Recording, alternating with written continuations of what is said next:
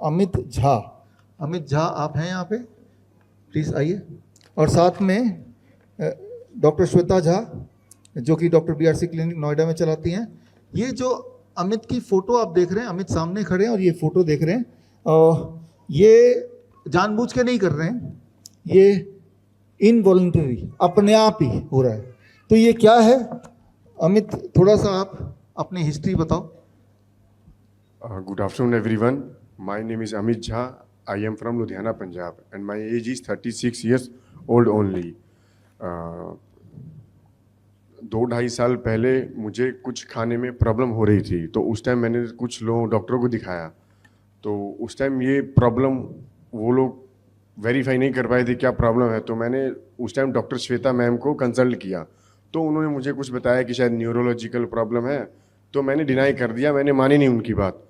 फिर by the time ये problem मेरी बढ़ती गई। तो आपने वीडियो देखा है, ये 1 साल पहले की वीडियो है।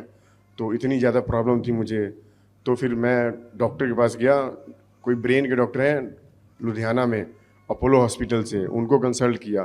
तो उन्होंने बताया आपको जो प्रॉब्लम है दैट इज़ ओरोमैंडिबुलर डिस्टोनिया, जो कि बहुत ही रेयरेस्ट डिसीज़ है और बहुत कम लोगों को होती है। तो मैंने इसके बारे में उनसे पूछा, उन्होंने बताया इसका कोई क्योर नहीं है।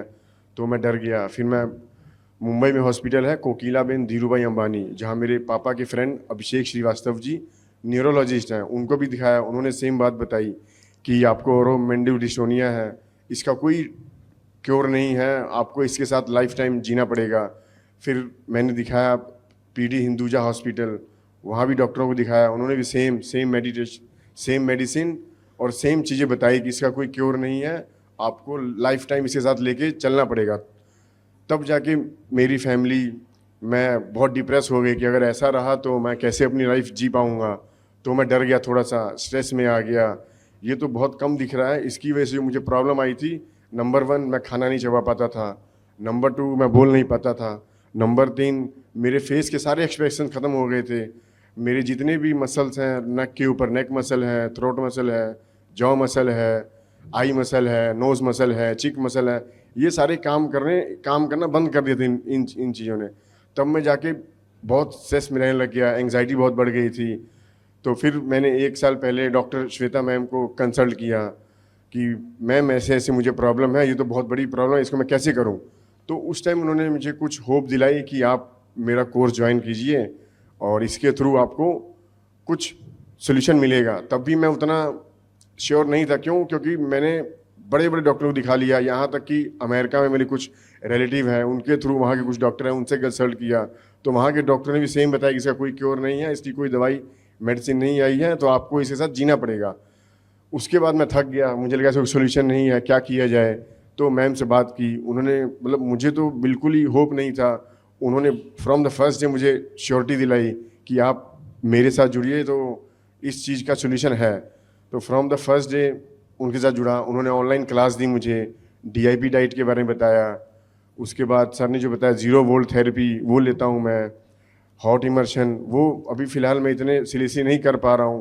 फिर उन्होंने बताया कोई कोल्ड शावर बाथ, उससे धीरे धीरे और भी काफ़ी चीज़ें बताई, नंगे पैर चलना।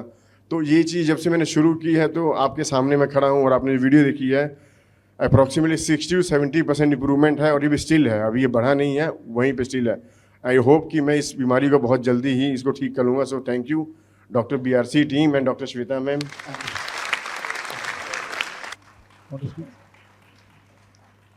इनको जब डॉक्टर ने डीप ब्रेन स्टिमुलेशन सर्जरी के लिए कह दिया, तब इनको लगा कि अब मैं क्या करूं। तब फिर उन्होंने मुझे रिकंसल्ट किया और फिर सोचा कि चलो ठीक है, जब सर्जरी होनी ही है तो एक बार ट्राई कर लेते हैं। और इसका नतीजा ये है कि आज अमित सबके सामने है।